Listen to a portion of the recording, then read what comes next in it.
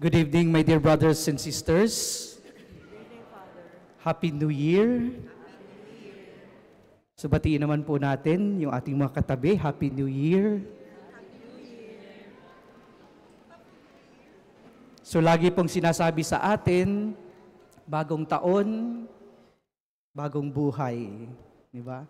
So kalabitin ninyo, mga katabi ninyo, magbagong buhay ka na.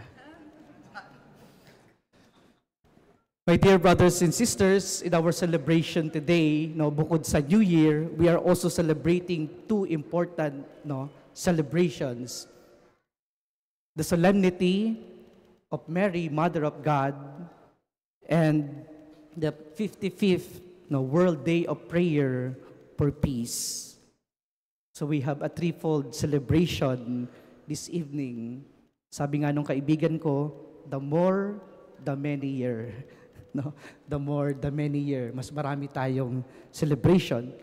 Each of these celebrations is distinct, but they are totally connected with one another. So let us reflect on these celebrations today. First, my dear brothers and sisters, our New Year celebration.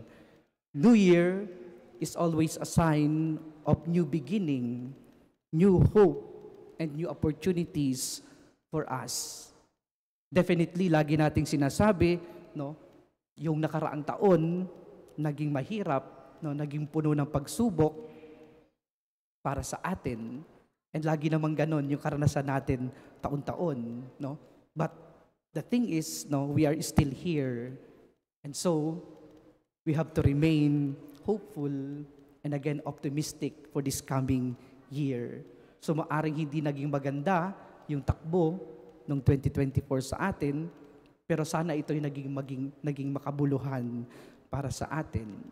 And nawa, natuto tayo na pahalagahan yung mga bagay na mayroon tayo, pahalagahan yung ating mga sarili, natuto tayong mahalin yung mga taong nakapaligid sa atin, yung ating pamilya, at sana natuto din tayo na isalang-alang yung ating kapwa, kapakanan ng iba, hindi lang yung sarili natin.